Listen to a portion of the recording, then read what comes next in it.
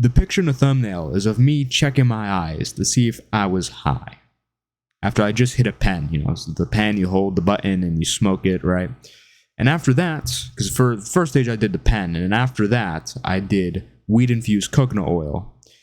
All you have to know is both of these got me high. And I was doing this every Friday, every Saturday, and even some Sundays with my cousins for fun, basically. Just regular teenage stuff, right? Being stupid.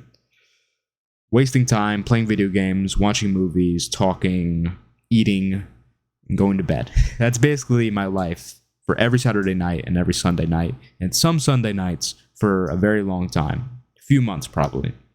By a few months, I mean like half a year, probably. The issue is quite obvious to me.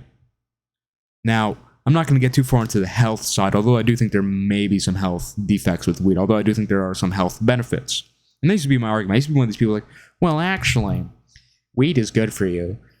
That's not a good argument, okay? It's like saying video games are good for you because you could cite some study where it improves your reaction time. It's not a very strong argument to just get high and waste your time.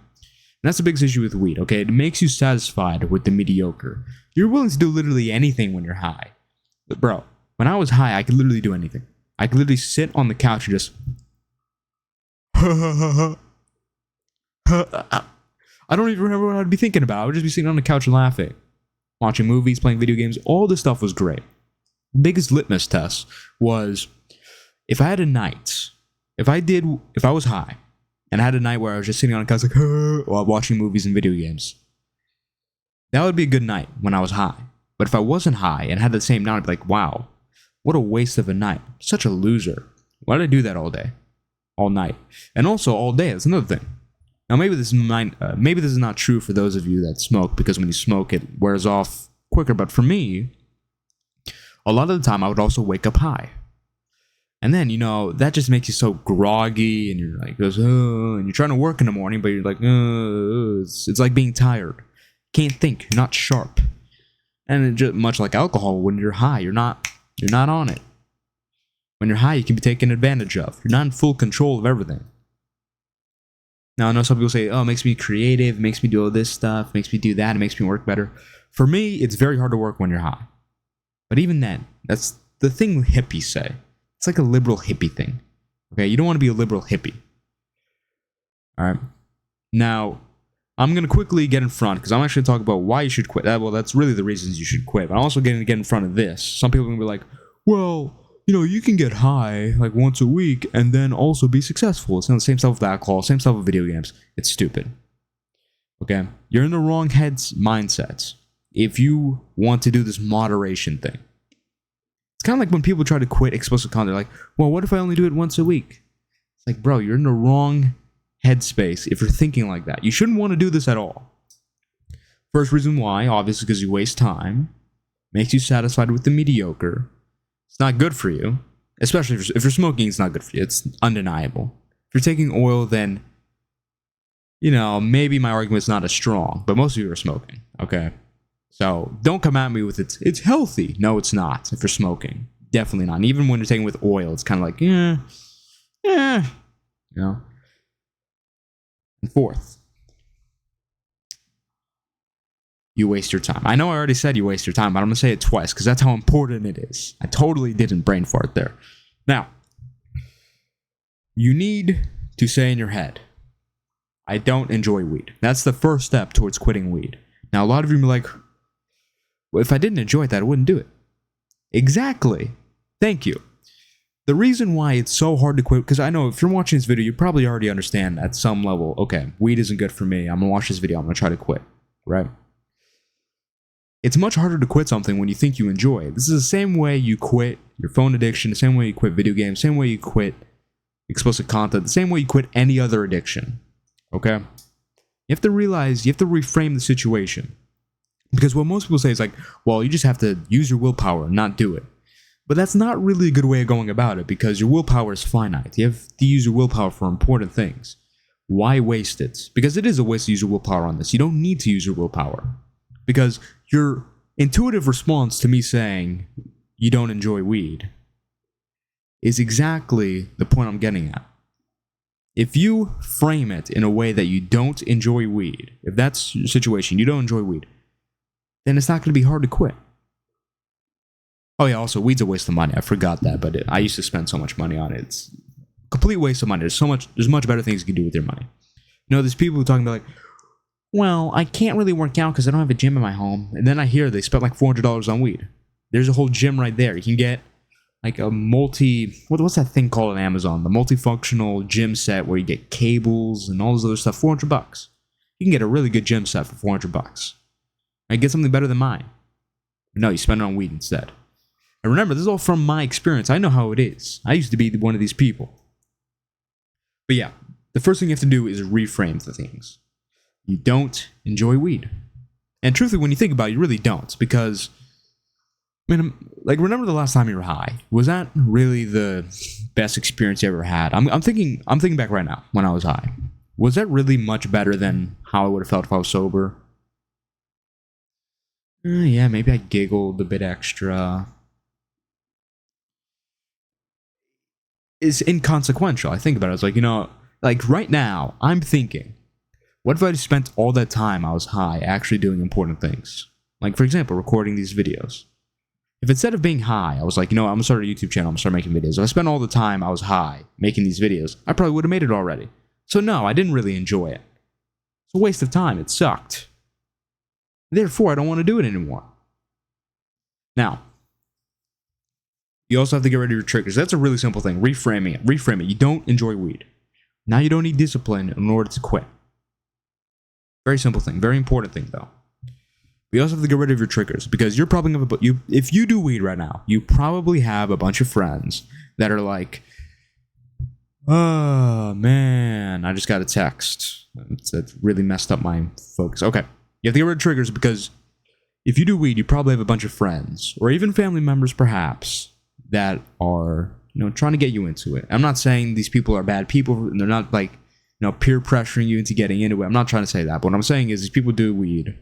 And they're probably going to offer like, hey, you want to do it? And of course, if they're actually good friends, if you said no, they'd be like, oh, okay, right. That's not the point. The point is they're doing weed in the first place. Think about the average weed consumer. And I always go back to the average person. Think about averages, because I'm going to make a point later with this. But think about the average weed user. Is that person really someone you want to be? Like, think of the stereotype. Like, the Wojak of the guy in the black beanie, and he's like, he's a cigarette, and he's like distraught, whatever the hell it is. That's like the stoner archetype, right? That archetype is true. Most stoners are complete losers. And I know some. And I can attest that usually they aren't really getting many important things done. I'll put it like that. All right? You don't want to be one of those people. You want to be a part of this movement building back Christian men. You want to be different. Now, this is what you have to understand, okay? I'm going to make this example again. You've watched my channel, you've probably heard this before, but it's very important. I'm going to keep saying it over and over and over again because it's going to pound the point in, all right? Pound the point in. The average person's life is an effect. Okay, now what precedes an effect? A cause. A cause is what causes an effect, obviously. What causes these people's mediocrity is the amount of weed they smoke. Okay, so basically these people smoke weed, therefore they're mediocre. If you're hanging around these people and you're taking the same action as them, because remember, action is a cause. A cause leads to an effect. If you're taking the same actions and have the same causes as them, you're going to have the same effect. If you're hanging around with a bunch of stoners and you're getting stoned with them, you have the same causes. Therefore, how could you not have the same effects? 99.9% of the time, if you have the same causes, you're going to have the same effects. So you need to be careful about the friends you choose. Don't be friends with a bunch of stoners. Now, if you want to know exactly, precisely, how to interact with your friends and how to treat them, watch my video about friendship. But in any case, get rid of these triggers, and that really should be only a trigger. Friends. Like, I can't think of any other triggers that will make you want to smoke weed. Or do weed. I can't think of any. Anyways. Now I'm going to tell you the most important step. Quitting weed. Get some scissors. I'm going to threaten you. This is the most important step. You better listen. Bro, I can't. Yeah. Yeah, you want to get your balls chopped off? You better listen to me. right in the eyes. Anyways, I'm going to use the same analogy as I use as quitting explicit content, because I know sometimes quitting these things can be hard.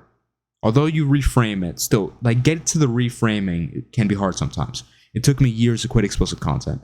And the analogy I use is, imagine you have a coconut, okay? And you have a spoon. My other hand's holding the mic, but you have a spoon and you're just trying to, break open this coconut. That's going to take ages, but eventually you will break through. Now, that just means if you just try to quit weed, eventually you're going to quit. Even if it takes time, even if it's hard, eventually you're going to be able to quit. Now, the advice I just gave you in this video is like upgrading your spoon. Reframing. Think about reframing as the spoon. If you don't reframe things, you're just using willpower. It's like the spoon. Just breaking away at this coconut. Hitting it. Eventually it's going to break over. It's going to take forever using discipline. But if you take my method of reframing and you properly reframe, the more and more you reframe the situation, the better your tool gets. So maybe go from a spoon to like a screwdriver, and a hammer, and then, some tool specifically made for cracking coconuts. The better you do at reframing things and get rid of your triggers, the better your tool is. But at the end of the day, if you just try, you will break open the coconut.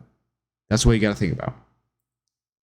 And the way you know it's over is much like explicit content once again, where you just don't desire to do weed. I have no desire to do weed. You just don't have a desire. I don't care. I don't want it. And the benefits are immense. I've noticed the benefits myself. The biggest benefit is productivity. You literally just waste your entire life when you're on weed.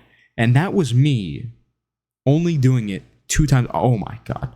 Dude, if I smoked weed every day, as the saying goes, bro, oh my God, I would have been such a degenerate. Because I only did it like 2 or 3 times a week. And I still felt like a degenerate, looking back. I'm looking at myself now, it's like, bro, I'm thinking now, like, bro, what if I did it every day? A lot of you are probably taking it every day. That's way worse than my situation. You gotta kick it off.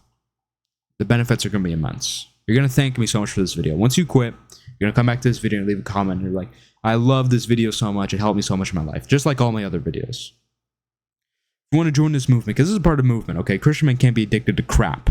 Alright, we have to get things done. If you want to join this movement, link in descriptions to the Discord. Follow me on Instagram, like my posts so my Instagram looks better. Subscribe to the channel for future videos. Check out the playlist in the description, the must-watch videos. There's going to be a lot of important videos in there for you to learn things and join the movement properly. And go to my website, give me your email, and I'll send you newsletters. Those are my call to actions. I see it all in the description. See you in the next video.